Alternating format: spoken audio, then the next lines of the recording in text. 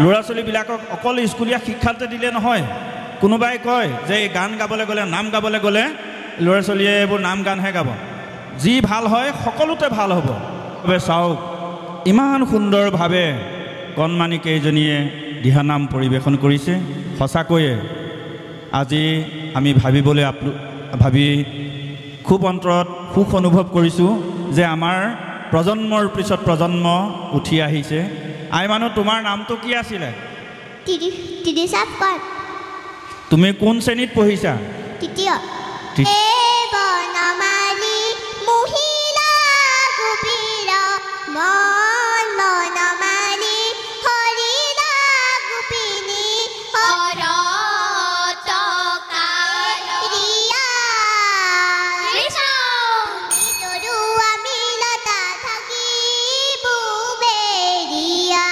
তৃতীয় শ্ৰেণী, সুন্দৰ। নাগাৰা তুমি যে বজাইছা, তোমাৰ নামটো কি? হ'ব তাতে কোৱা, হ'ব। কৃষ্ণা গগৈ। তোমাৰ নাগাৰা কোনে শিকাইছে? ক'ত ঘৰ তেখেতৰ? হা? বৰবিল। সুন্দৰ।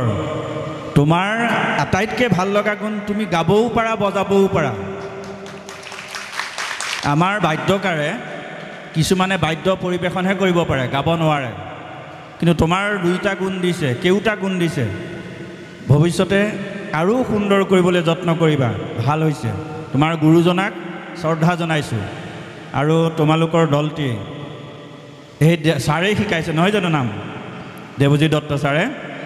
আমি সেইজন গুৰুক আমি শ্ৰদ্ধা জনাইছোঁ। এনেকুৱা সুন্দৰ কণ কণ শিশুসকলক এই আধ্যাত্মিক ক্ষেত্ৰখনলৈ আগবঢ়াই আনিছে। চাওক, প্ৰহ্লাদেহে 5 বছৰত শিকিছিলে। গতিকে সেই প্ৰহ্লাদৰ আৰ্হি আমি আজি শিশুসকলৰ দেখিবলৈ পাইছোঁ। আৰু আজি এই কেন্দ্ৰীয় যুৱক সংঘই আয়োজন কৰা এই অনুষ্ঠানভাগি সাফল্যমণ্ডিত হৈছে বুলি মই উপলব্ধি কৰিছোঁ। যিহেতুকে চাওক, আজি এই অনুষ্ঠানটো আয়োজন কৰাৰ কাৰণে উঠি অহা সেই কণ কণ শিল্পী দলে আপোনাৰ খবৰ আগত দিহানাম পৰিৱেশন কৰি শুনালে। আৰু ইমান সুন্দৰভাৱে কৰিছে। তেওঁলোকৰ লয়লাস, তেওঁলোকৰ পৰিৱেশন শৈলী, তেওঁলোকৰ মনৰ যিটো উদ্যম, কি সুন্দৰভাৱে কৰিছে। সঁচাকৈয়ে আপ্লুত হৈছোঁ। আমি সময়ৰ অকণমান তেওঁলোকৰ নামটো দীঘল হৈছে, যদি 12 মিনিট হ'লহেঁতেন তেতিয়া সম্পূৰ্ণ হ'লহেঁতেন। যাই হওক, সুন্দৰভাৱে পৰিৱেশন কৰিছে। আৰু এইসকলৰ আদৰ্শ লৈয়ে আজি নামঘৰত থকা শিশুসকলকেও আমি আহ্বান জনাইছোঁ। আমি আই মাতৃসকলক আহ্বান জনাইছোঁ যে আমাৰ ল'ৰা ছোৱালীবিলাকক অকল স্কুলীয়া শিক্ষাতে দিলে নহয়। কোনোবাই কয় যে এই গান গাবলৈ গ'লে, নাম গাবলৈ গ'লে ল'ৰা ছোৱালীয়ে এইবোৰ নাম গানহে গাব, যি ভাল হয় সকলোতে ভাল হ'ব। গতিকে আপোনালোকে কেতিয়াও বাধা নিদিব। দেখিছেনে ইমান সুন্দৰ অকণি অকণি ল'ৰা ছোৱালী এতিয়া মাকৰ ওচৰত বা ঘৰত আবদ্ধ হৈ থকা সময়কণত, খেলা ধূলা কৰি থকা সময়ত আহি ঈশ্বৰৰ নাম লৈ এই নামঘৰ শুৱনি কৰিছে। আজি এই প্ৰতিযোগিতাখন শুৱনি কৰিছে, সৰ্বাংগ সুন্দৰ কৰি তুলিছে। গতিকে তেওঁলোকৰ আদৰ্শ পিতৃ মাতৃ অভিভাৱকসকলে গ্ৰহণ কৰক আৰু উঠি অহা প্ৰজন্মই এইসকলৰ আদৰ্শ গ্ৰহণ কৰক। আমি তোমালোকৰ ভৱিষ্যত উজ্জ্বল কামনা কৰিছোঁ। প্ৰভু ভগৱন্তই তোমাসৱৰ প্ৰতি কৃপা দৃষ্টি নিৰীক্ষণ কৰক। আৰু আগন্তুক দিনত তোমালোকৰ এই দিহানামে, তোমালোকৰ কণ্ঠই অসমৰ আকাশ পাতল মুখৰিত কৰি তুলিব। ধন্যবাদ।